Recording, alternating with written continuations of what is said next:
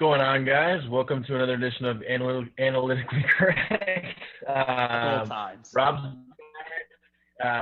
back. We're back. Dak's back. Baseball's back. Ugh. Everything's coming back. The coronavirus is back in Florida. Cases are spiking. We'll see what happens with the NBA. But since it's Rob's first time back in a little while, I'm going to give him the option of two things to start with: either Dak Prescott or baseball. Oh man, let's just go ahead and tear right into who who I want to tear right into is the Dak Prescott phenom that everyone loves. It's analytically correct, and in parentheses, the Dak Prescott show. Yeah, honestly, man, you guys make me feel like Will Kane every time I come on here now. It's like every time I gotta like talk some kind of Cowboys right away. I'm that guy, but I'll accept it. Cowboy Kane. Yeah, I'll take it. Baby Bayless. Baby Bayless. Yeah. So what are your? How do you feel about this? Because I know you were against signing him long term, but as far as just having him sign the tender for this year, like, what are your thoughts on that? I mean, it was bound to happen. I mean, he's not going to say no to $31.5 million. If he does, then I expected him to sign it, but I mean, it now comes to the part this season. It's like, okay, this is make or break. I mean, we can't miss the playoffs again, and we can't not make a run. We're kind of coming at that point. It's like, okay, there's no more excuses. You have three receivers, you have a great running back, you have an offensive line who is steady, though Travis Frederick's gone, still steady. He hasn't played within the past 3 seasons. He's been in and out, so they're used to him not being around. The coaching change is there. Kellen Moore is another year into being an OC. McCarthy's a quarterback. I think it kind of just falls on him now. Like, if we don't make that next step, I can see him being in Chicago. And that's always been kind of my look, as I see Matt Nagy really liking him and him being a Chicago guy, because he is better at Trubisky. And what they want Trubisky to do, Dak can do better. I just don't see long-term wise. And I know people are going to freak out about this and they get mad, but we're going to go on and on. But I put up a post probably about a month ago about, just breaking down how I truly feel about it. It's like, hey, 19 of 30 of his touchdowns were against the Dolphins. They were against the Redskins, the Giants, and they were against there's one more I'm missing. There's one more really bad team. Probably the Lions or something like that. Yeah, the Lions. No, the Lions. those 4 teams all just picked. The first bad team that popped in my head. I just said it. But those 4 teams all picked 2, 3, 4, 5. Like that's what he dominates. He dominates bad teams, and there are quarterbacks who do that. And we kill Kirk Cousins for it. But Kirk Cousins isn't getting paid, isn't wanting $35 to $40 million. 30, 31 is what he gets. And that's what we're like, I'm fine with him. If he signed a long-term deal for $31 million per season, I'd be perfectly fine with that, because I think he's Ryan Tannehill money, 29.5. I don't see him as Russell Wilson or Aaron Rodgers money. I think that's asinine. But at the same time. So the one of the things that I was reading that was kind of interesting about why he would sign it now, they were like in rumors of Jamal Adams wanting to be traded to Dallas. I guess that's his hometown. So one of the things I read that somebody tweeted was for him to sign it now, it makes it, to have his tag on the books, makes it tougher for them to do like a trade in an extension for Jamal Adams. Whereas if he signs if it gives them the incentive to sign a long-term deal for him now, because they can do all kind of things, like put like much less money up front and backload the contract and everything like that, the way they do with Tony. Guarantees. So that's one of the theories I read of why he signed it now, because I think they had until like July 15th or something like that. Mm-hmm. And now with everything with the Jamal Adams thing, my whole thing with it is just the same thing. I mean, like you said, like you see him being a better version of Trubisky. I think that's a pretty big insult when Nick Foles is coming in to replace Trubisky when they just said that he was going to be their guy. But like you said, it is going to be a make or break year this year. I mean, there's not going to be any excuses. I think this is the year when the extra playoff team is implemented too, right? Mm-hmm. So now with the extra game, with the extra playoff team, it's going to be even easier to make the playoffs. We went over the divisions a couple of weeks ago, and in the NFC East, nothing was like really standing out. You're like, you can go with the Eagles, you can go with the Cowboys, you can make a case for either one, but neither one is really going to be like a 1 or a 2 seed. Mm-hmm. And the Cowboys' offense should be like the best or top 5 in the league for sure with everything that they have. So if he doesn't do it this year, then you can say, okay, don't re-sign him or whatever, maybe draft somebody. But then what are people like detractors like yourself going to say if he does have a good season? Then I feel like people are just going to say, well, it's because all the weapons around him, like I they mean, did with but his first two but seasons. that's the thing. Like, I mean, that's always been his whole mo. It's like he's got. If you look at us when Zeke wasn't playing, when he was suspended, we took a huge step down. They're like, oh, he's a second-year quarterback. Okay, there's that. But then he can't throw to. Now we needed to get Amari Cooper because we didn't have because Cole Beasley and the receivers we had weren't good enough for him to throw to. And I understand that. Now we have Amari Cooper. Michael Gallup had a big year. I just think there's multiple times, and it's not that I think he's a step up from Trubisky. I think he's at the Jimmy Garoppolo, Kirk Cousins range. And if you look at where they're getting paid, they're not getting paid top dollar. So that's where he falls in. It's like for anyone to tell me he's a top quarterback, I just say watch. Then you're not watching the games. You're not watching the games that count. Like they want to say our defense was bad. You look at the Jets game, 22 points the defense gave up, still couldn't beat them. Boston when they play the Patriots only gave up 9 points. I mean, if we gave up 13 points to the Patriots, still couldn't beat them.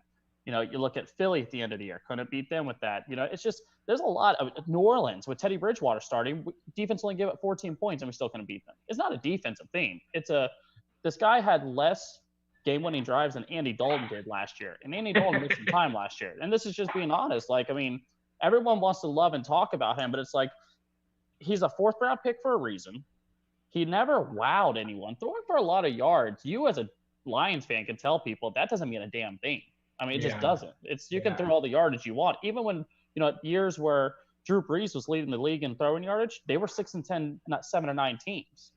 Yeah, and a lot of that has to do with if you're playing from behind, then you're obviously going to be throwing more. I mean, that goes into a lot of the stuff with who you pick for fantasy and everything like that. I mean, there's a reason why some of these guys, you laugh at somebody playing like, I don't know, one of these guys against you, and then they wind up getting like 12 points in the fourth quarter because all they're doing is throwing the entire time. But I mean, just from watching Dak, I kind of feel like I'm in a tough position because I don't think he deserves as much as he's asking for.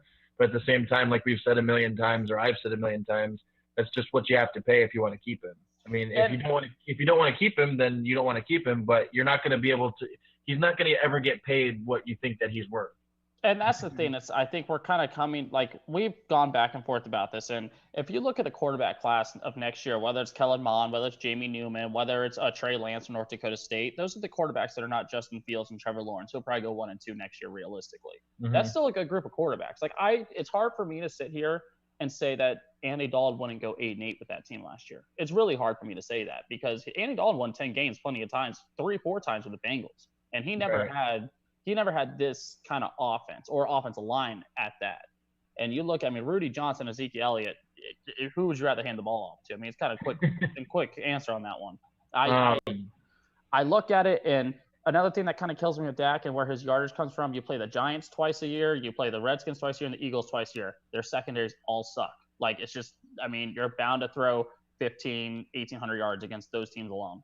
Yeah, I think that's pretty much it. I think it's just that whatever side you stand on as a Cowboys fan, either if you don't think he's worth it because of the stats, and I'm not telling you that the stats are bear out what he actually is. I'm just saying that if you're a Cowboys fan and you want to keep him, you're going to overpay. And if you don't want to keep him, then I can understand that. But he's not going to have a bad enough season this year, regardless of what you think about him, to wind up with a top 10 pick. I just think there's no way. Yeah, I see. I definitely agree with that. I mean, I don't think that we'd be able to move to Jacksonville by any means because Jacksonville's pretty much going to be a 3-win team most likely. I can see Alex Gardner Minshew really taking off. I think the Bengals are still going to be pretty bad. Yeah. You just said Jacksonville, right? Okay. Okay. I could see Washington being bad again, and I don't see us. I mean, hell, if we move Dak to Washington, Dak's not winning the division with Washington. If you're not winning with Dallas, you're not winning with Washington. Yeah, they would do that whole stupid thing that teams do where it's like we can't trade him within the division, even though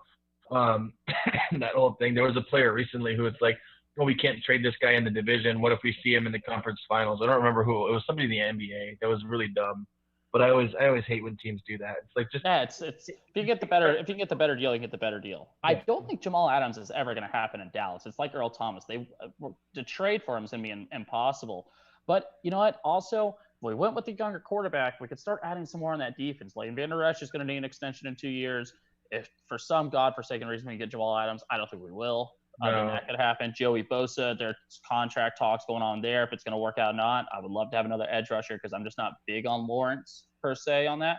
But I mean, if we sign him, we sign him. I'll support it because I'm a fan. But I really hope he's not going to get the 4-year deal where he's making Russell Wilson money because he's not even a fifth of Russell Wilson. Well, one thing you could say is, as a Cowboys fan, because my question is always like, well, if you don't have Dak, then what's going to be your option? Because there's a lot of teams out there that would like to have him that can tell you if you don't have a quarterback, you pretty much have no season. But the Cowboys are actually in a really good position if they had like a mediocre quarterback even. Like the defense is pretty solid, and they're going to have Zeke, and the offensive line is, for the most part, still intact. So even if they were to, like you said, bring in a rookie quarterback or even like somebody like like Jameis Winston or something like that, if he comes off of like a secondary market quarterback, like they could spend money on a Jamal Adams or even move into like a defensive style. But we'll see. I mean, for now, Dak's going to be there for this season. I think they have until July 15th still to do a long-term deal. So we'll see. I don't think the Jamal Adams thing is going to happen based on their salary cap. I think him to San Francisco, if he goes anywhere, San Francisco just makes a lot of sense. I mean, they still have a lot of money to play around with. Even if they sign Kittle, they still have money to play around with. And if you add, I think Jamal Adams is going to be the guy on that defense. I just don't see Jamal going anywhere. It's crazy. If I was a Jets fan, I would be so mad because I was just looking at like his contract before we came on and everything, like his age and all that. He's 24 and he's like one of the best safeties in the league. And it's like he's on the rookie contract with the Jets and he already wants to be off the team. And they have him for this year for like a total of like $3.5 million, and they have a team option next year. And he's already like, yeah, I want out of here. So and I mean, it's frustrating as a Lions fan. I can understand where Jets fans are coming from when it's like, well, we finally get a good player on our team, and we can't even keep him past his rookie contract. Like he already wants out, like how we just lost Darius Slay, even though he wasn't on a rookie contract. But the Jets did look better at the end of the year too. Once Darnold came in, and they looked like there was some more promise. And this year, you really want to keep Jamal, especially because Brady's not in the division. I mean, I don't look at the Bills and think that they're unstoppable. I think Jamal Adams' point is that he wants an extension, or he wants to like make a new contract right now. Because like I said, he's only 24, so he's on his rookie deal, and I think this is the third year of it. So if you're like one of the best safeties in the league, I was looking earlier, and like the top 5 safeties are all making like 14, 13, 12 million. He thinks he's underpaid by like 10 million or something like that. But at some point with the players, if he would have wound up being like a shitty player, they can just cut him. So I can understand where he's coming from. We're saying if I overperform, I want to redo my deal. I mean, he was a number 6 pick too, so he got paid a little bit. I mean, he did make some money already. It's like $3.5 million per year. But it's always weird to me. And I understand, I guess fans want the player to stay on their team, but I can understand where the player's coming from. Where and you'll hear the argument, well, he signed a contract, he should honor it. But the NFL teams and the GMs don't have to honor the contracts. Like the contracts aren't worth anything. And you can't negotiate your rookie contract. Right? Yeah, it's on a scale, which it's still better than we were in the Jamarcus Russell days when he was getting like $60 million guaranteed or whatever. Yeah, didn't play till like week 13. I think Jamarcus Russell was like the turning point where people are like, okay, we can't do this anymore. It was like him or Brady Quinn, one of those guys, where like the contract was insane. Sam Bradford as well. Sam Bradford, yeah. I think Sam Bradford's still in the league too, isn't he? I have zero idea. I know his ACL probably isn't, but it's like a backup for the Eagles or something like that. Dude, like somehow the Eagles ended up trading him away for like 2 first-round picks. Unbelievable. I know. Teams, there's always going to be no shortage of stupid teams. Did you want to talk about baseball coming back at all? I know you're much more into baseball than I am. I mean, the only thing I have to hold up is the Tigers have had like 3 really good first-round picks, or what people are saying are really good first-round picks. So hopefully we can be the Astros in a couple of years. But until then, I mean, we have they just agreed to it tonight. There's plenty of trash cans in Detroit, so you guys should be fine out there, man. that there is. That there are. They agreed to like the health and safety terms or whatever it was, like earlier tonight, like an hour ago. before we get into like the season coming back and who do you like and all this kind of stuff, like what are your opinions of the MLBPA and the owners? Like, how bad do you think that this whole thing made them look when a lot of people are saying they could have come back? We could have been watching baseball for the past couple of weeks, and now, like with other sports coming back, like I can tell you one thing: when basketball comes back, I'm not watching a single baseball game. I don't care at all. They could have been watching. They could have been. I would have watched every single baseball game that was on if they would have been playing this whole time, and they ruined it for themselves. I mean, I actually sided more at the players, and a lot of people get upset when they hear that. But here's my number one thing: if you're a billion-dollar company, you need to have clauses and you need to be prepared for things. You need to have a pandemic clause. You're a billion-dollar company. That's on you. If I sign a contract and this year I'm told I'm going to make $25 million, I'm going to make $25 million. It's legal binded. That's what I'm going to make. It is what it is. And people get upset about that. But what they don't understand is the third best quarterback on the Miami Dolphins is making more money than Gleyber Torres. And Gleyber Torres is one of the youngest phenoms. Like, baseball money doesn't happen right away. It's baseball free agency, like we've talked about before on the show, gets less and less every season because analytics are taking over. They're proving you don't have to pay guys big contracts anymore. And their free agency is fine with that because they've had talks with the PA last year where the PA is forcing owners to have to spend money because owners like in Cincinnati and Pittsburgh, and they're not spending money. They're keeping money. And also, I don't want to hear about, oh, well, you know, everyone's taking a pay cut. Okay, billion-dollar owners, Steinbrenner family, the Red Sox owner, the Cubs owner, they'll be just fine if they pay everyone with their prorated salaries or their salaries, because that's just what it is. And people want to get mad about that. But again, they're going out there and nobody really knows what the virus is going to do. We could all drop dead in 6 months if you have it. You just have no idea. So yeah, the players have a legitimate right to say, yeah, we're going to make this much money if you want us to play. I felt like they were in the right to do that because, again, baseball money is not like, you know, immediate football money or immediate basketball money when you're a really good young pick. Like, I mean, you have guys that aren't even going to arbitration yet. You have to fight in arbitration to make money. You have to go to a legal lawsuit in your last 3 years just to make some money off your rookie contract. So people got to understand that baseball making money, just because Stanton or Cole have all this, you know, huge contracts, it's becoming less and less every year. I mean, hell, Krimble and Keuchel missed a quarter of the season because they weren't getting contracts. Another thing too is when people say like, oh well, I don't know what people I'm talking about, but I'm sure people are saying this, like, well, the owners are losing money too, so why are the players like acting like they're the only ones losing money? Like, the owners who own these teams don't, for the most part, rely on this revenue to keep the lights on in their houses. Guys like Steve Ballmer, who, even though he's with basketball, they got guys that are working with Exxon, guys that are working with Apple. I mean, these guys are making money doing this. Is playground money. Other than like the Lakers or the Bulls, like a lot of these franchises are just like a side toy for these owners. And regardless of, like, you hear a lot of times like the Heat will say like, oh, we lose money every year. Well, it's not about, technically you can make it look however you want, and the Marlins say this a lot too. You can say you're losing money every year, but when you go to sell the team, when you bought the team for like $700,000 or $700 million and you sell it for like $2 billion, that's where you're making your money back. You're not. Nobody's like running their team like a gas station. Like, I sure hope we sell enough today to keep the lights. Like that's probably not me. And like I said, the PAs fought with the union because they just don't spend money, and that's been a gripe consistently in baseball. So people who don't understand how salary and how money works at baseball and how these guys get paid, they just don't. This is why they feel the way they do. They just kind of, and my big thing is, don't compare them to us because they're not us. Any one of these guys can do our jobs. None of us can do their job. There's a reason for that. It's just the way it is. One thing I will say against the players, whether it's basketball or baseball coming back, when they're talking about, and this just shows what a bad negotiator I would be, when they offered the 80-game season where they got 100, where they got or like an 82-game season where they get 80% of their money or whatever. I was like, okay, you play half the games and get 80% of your money. That seems like a good deal. I would take that. And now they're only playing 60 games and they're still getting 100, or they're getting a prorated percentage. I don't know. It's weird, like what deal they wound up taking. But from what I was reading, MLB, the owners wanted as few games as possible to cut costs.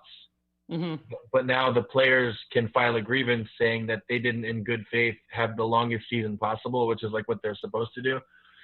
But my point against the players for basketball and baseball, when they talk about coming back and they say like, well, I don't want to come back and make less money than what I was supposed to make, this and that. I was like, well, I understand your point when you say that only they can do their job and anybody can do our job. But it looks really bad when you say I'm not coming back for less money when everybody in the country is coming back to their jobs and more or less making less money. But also, I never signed a contract that's legally say I'm going to make that. And people say, well, this is a pandemic. I'm like, again, billion-dollar companies need to have clauses about this. If you're a successful billion-dollar company, and it's a thing that is going to be changed now. There's going to be pandemic clauses in almost every single business. Yeah, I was gonna say it's tough to have foreseen this. Like nobody really saw it coming. That you could have put it in. I mean, you could have like language in there, like some vague language, but a pandemic clause, I don't think has ever really been thought of before. Like But nobody. like I said again, you're an owner of a billion-dollar company. You got to think outside the box on a consistent basis. I mean, there's always something you got to do, and I mean, MLB owners and voters will never think outside the box. We all know they are. It's just it was more frustrating to me when you see guys like when Stephen A. Smith, his only 4 times he ever talks about baseball, that dumbass is he comes on, he pretends to go off on Blake Snell. It's like Blake Snell has a gripe. He just got off, just won an arbitration case from making $550,000 to now he's making $14.5 million. Yeah, he deserves to get paid because if he gets Tommy John this year from coming back early, he may not make that money ever again. There are pitchers that does happen to a lot, where as soon as you get TJ or you blow out your shoulder, it's like all of a sudden you're worth 50% less than what you actually were worth before. So these guys have a gripe. Like pitchers get hurt all the time. You don't want guys tearing their arms up and tearing up their elbows, and then next thing you know, they're like, well, I came back early. These owners don't care. Right. The things going, and especially guys in like I said, Pittsburgh's owner, Cincinnati's owner. I mean, it's just Milwaukee's owner. I don't want to hear their stuff, quite frankly. It's like, you guys have money. You guys need to go out there. They don't spend their money. Baseball's all going analytical to where it's hurting the players more and more every year. So it's to a point to me. I'm happy the players really pushed it to them, said, no, we're not going to, because at some point, if you're going to fight with everyone's got to take a loss, they say, I'm like, nobody gets mad at owners though. Like owners always get this like, kind of this, always forgiveness thing, and the players always get all this hell for it. It's like, no, these owners, if anybody can take the loss, it's the owners. Yeah, it also helps that nobody knows most of the owners. Like it's just nameless, faceless owners, and people are selfish. Like they want, like I said with the Jamal Adams thing, like mostly in your job, you're always going to sign with labor over management. But when it comes to your sports team, you're going to side with management because siding with management is helping your team. But it just kind of doesn't really make sense in the overall. You would never, if one of your coworkers is asking for more money, you would never like say, hey, you shouldn't do that because I want you to work for I want you to stay on this team. Like how fast would that person not be your friend anymore? Yeah, and that's, I mean, like I said, Gary Sanchez is another guy. I mean, he's trying to go into an arbitration here. I mean, these guys, when they go into arbitration, if they get hurt the year before, they're not going to win their arbitration case. So it's another year that you're not going to make the kind of money you should, quote unquote, be making. And again, like if you could have someone like Josh Rosen making more money than an all-star second baseman for the American League, Gleyber Torres, there's the kind of issue there that people don't realize with money and football and baseball. It just comes down to that. Baseball's they get by with paying. I mean, hell, look at the international free agents. I mean, people get mad when they talk about, but Dominican players get paid nothing. Venezuelan players get paid nothing. And they come over and they use them as international free agents, and their signing bonus like $15,000. Yeah, agreed on all that. They said they're reporting on July 1st, and then July 24th is when they're going to start playing. So I'll give it about like 12 hours from now when we hear the first complaints that 3 weeks is not enough of a training camp. Maybe less. There might already be some complaints out, but in my opinion, like you've had all this time. It's not like basketball where you can't have a hoop at your house. Like anybody could throw a baseball around or whatever. I mean, hell, if basketball players don't have a hoop at their house, I mean, they can afford a hoop at that. Basketball players not being in shape, and any major league or NFL, any professional athlete, quote unquote, not in shape, it's like, what are you even doing, man? I thought the same thing at first about having a hoop at your house, but if you think about it, if they can just go for free, for most of these guys to have apartments too that don't know if they're going to be in the city for years, you could just go to the facilities for free, because that's what I thought at first too. I just imagined that every player just had their bed in a room that also had a hoop in it. But after I thought about it more, it made more sense. They could just go and shoot for free. But or just shut off the PlayStation, get off the Fortnite for a little bit, or the 2K, yeah. Just what I was gonna say is, as far as baseball coming back, what do you think about the shortened season? Is it gonna make it more wide open? Because you could make the case that it's a shorter race, so anybody can get hot for a shorter number of games. But at the same time, like if I'm a Tigers fan, if I go 0-10, it's a lot worse in a 60-game season than it is in a 182 game. I mean, honestly though, you look at there are teams out there that they'll be in the race, like the Mets. The Mets were in the race the first half of the season, but then the second half of the season they started to weed themselves out. St. Louis had to come back in the second half of the season last season. If they're not in it right away, I mean, some teams have to perform right away, and they're gonna have to really be able to go right after it. I'm hoping this opens baseball to maybe limiting games anyways. It's 162. People get purists, quote unquote, get upset about it, but at the same time, it's like something's got to be better for the sport. And if you're going to consistently lose more and more viewers, then you got to somehow find a way to get people more interested. And that's just what it's going to come down to eventually. I think that there's going to be, because Derek Jeter's talked about it for a couple of years, that there should be less games. And I know people talk about the records, this and that, but I mean, record holders aren't in the Hall of Fame. That was one of the things I was reading too, that it was important to the players not to give in on the prorated salary thing, like based on the games, because if you start taking less money because there are less games and don't do it prorated, then the first time that ratings go down in a full season, then the owners can start saying, okay, we're going to pay you less of your contract. So they're setting like a precedent with that. So then as a Yankees fan, Garrett Cole is just going to pitch what, like 8-10 games this season, or? Yeah. I mean, it's as a Yankees fan, I'm happy that we'll have Paxton back now, because Paxton is supposed to miss more than half the season with his injuries, but he's going to come in now and be able to hopefully pitch. I mean, as a Yankees fan, I hope to see Garrett Cole come out. Severino won't be pitching this year because he had Tommy John in the beginning of spring, so we won't have him. So in the playoffs, we'll just have aces more easily going on 3 days rest, you would think? Or that's what I would think, but also depends on the conditioning of these guys. Right. That's the one thing with these professional athletes, and almost every sport, they're just lazier more and more, because there's always this excuse of why they can't be working. It's like, hey, if you're still getting a paycheck or you're still under contract, there's no reason for you not to be in shape. Like, there's just, right. I understand not immediate playing shape like basketball. They're going to need 2 or 3 weeks. But if you need more time after that, Enes Kanter, then stop running your mouth and go outside and run. Shot at Enes Kanter. I hate Enes Kanter. Well, that was the thing too, is NBA players now are complaining about that the season might be restarting too fast after this one ends. I'm like, well, you just had 3 months off. Like, you want, I don't. So you're Sean Kemp.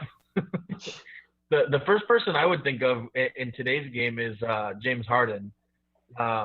Luckily for him, that there's no really good strip clubs in Orlando. So people have been saying that he's in shape. Have you seen the pictures of Jokic? Yes, he's slimmed down. Yeah, that's crazy. So it's going to be interesting.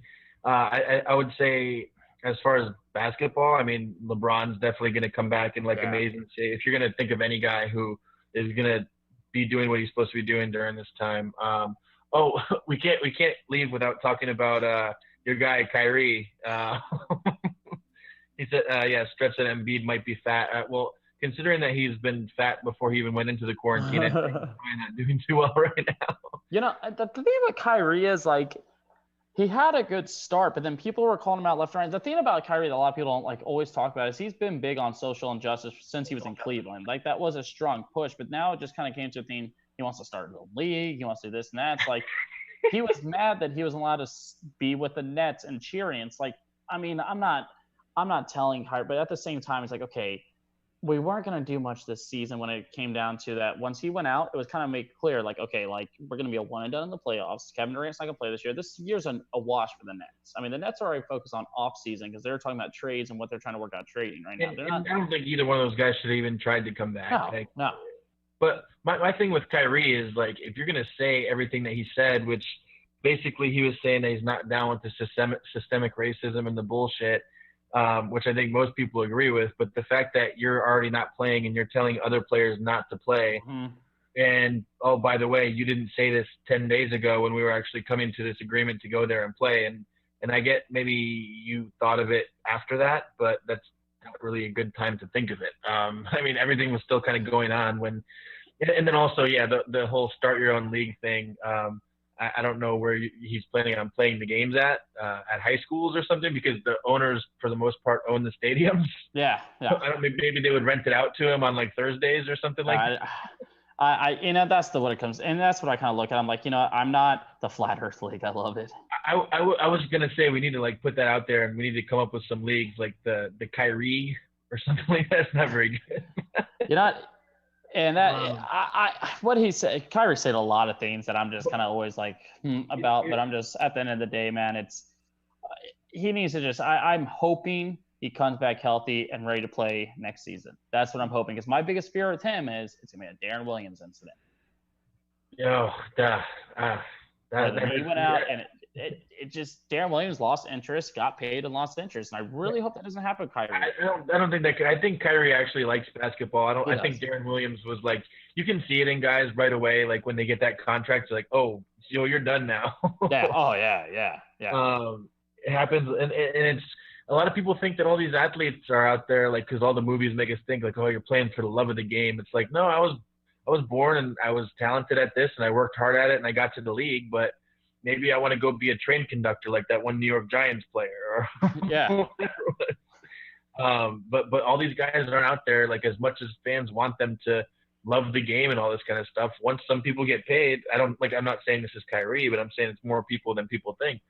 Once you get paid, you're like, all right, well, I'm good now. Like I'll go out there and run out the string. But not everybody is Kobe. Not everybody is Jimmy Butler or LeBron or any of these guys.